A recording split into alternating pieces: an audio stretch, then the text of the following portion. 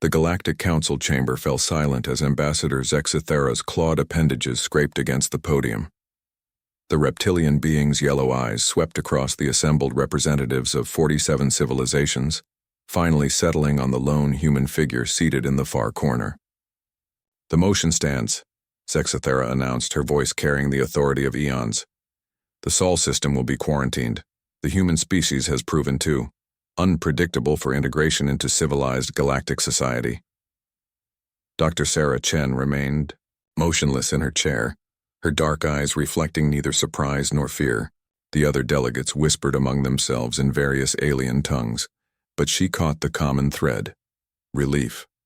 They were relieved to be rid of humanity's chaos.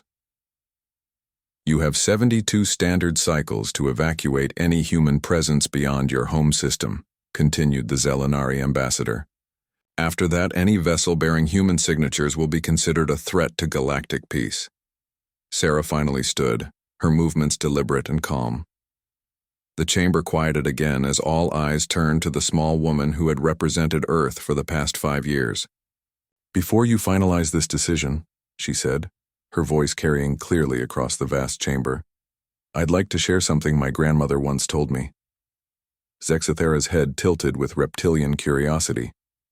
"Speak quickly, human. The vote has been cast." Sarah smiled. Not the diplomatic smile she'd worn for years in these halls, but something warmer, more genuine. She said, "Sarah, never mistake kindness for weakness, and never, ever mistake silence for surrender." The Vorthan delegate, a crystalline being that communicated through harmonic resonance, chimed softly.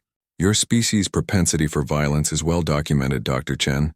We have seen your wars, your conflicts, your endless capacity for destruction." "Yes," Sarah nodded. "You've studied our conflicts. But tell me, Harmonizer Krell, what else? Did you learn about humans during those wars?" The crystal being's harmonics shifted to a confused frequency. "I do not understand your meaning." Sarah's smile widened. "During our Second World War, a human physician named Norman Bethune performed surgery in bomb shelters while shells fell around him. During our Vietnam War, medics ran into enemy fire to save wounded soldiers, both their own and their enemies. During conflicts in Syria, teachers held classes in basement shelters to ensure children didn't lose their education to war."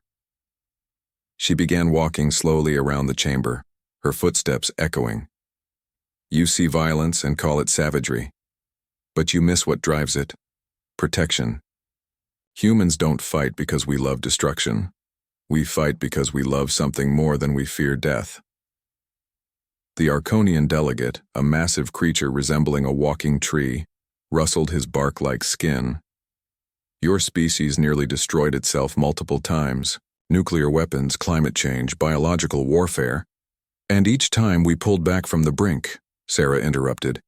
"Not because we became less dangerous, but because we became more aware of what we could lose." "Do you know what happened when we discovered nuclear fission?" The chamber remained silent.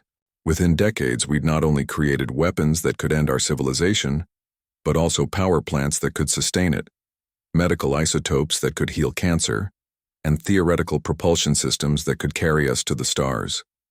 The same curiosity that creates our weapons drives our greatest achievements."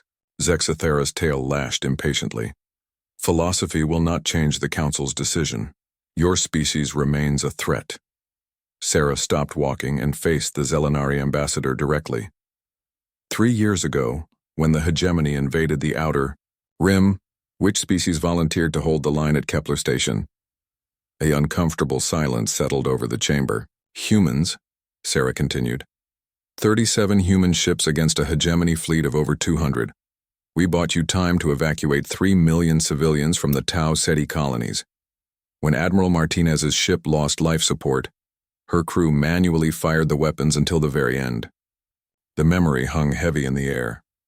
Every delegate remembered the horrific footage from Kepler Station, human ships continuing to fight even as they broke apart, their crews dying in the vacuum of space rather than abandoning their posts. "You call us unpredictable," Sarah said, her voice growing stronger. "You're right. We're unpredictable because we don't calculate survival odds before we act. We don't weigh cost versus benefit when someone needs help. A human grandmother will fight a grizzly bear to protect her grandchildren. A human teenager will dive into a burning building to save a stranger's cat. As she looked around the chamber one final time. You want to quarantine us because you think we're dangerous, and you're absolutely right. We are dangerous. We're dangerous to bullies, to tyrants, to anyone who thinks might makes right. We're dangerous because we don't know when to quit. Sarah reached into her jacket and withdrew a small device, a human tablet. She placed it on the central podium. This contains coordinates to every human colony, military installation, and research facility. It also contains something else. The locations of 43 species that the hegemony is currently preparing to invade. Intelligence gathered by human operatives who died getting this information. The chamber erupted in shocked murmurs and harmonic discordance. We could have kept this information to ourselves, Sarah continued. Used it as leverage, bargaining chips. Instead, we're giving it freely. Because that's what humans do. We share intelligence with our allies, even when those allies have just voted to exile us. Zexthera stared at the device, her reptilian features unreadable. So yes, quarantine us if you must, Sarah said, gathering her things. But remember what my grandmother told me, and remember what we've shown you today. You're not getting rid of a threat. You're losing the most loyal, stubborn, irrationally brave allies you'll ever have. As Sarah walked toward the exit, her footsteps echoing in the silent chamber, she paused at the doorway.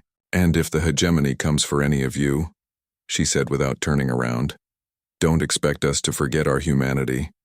We'll still come running to help. Because that's who we are.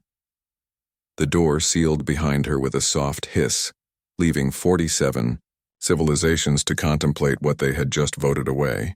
In the silence that followed, Harmonizer Krell's crystals chimed a single mournful note that somehow sounded remarkably like regret.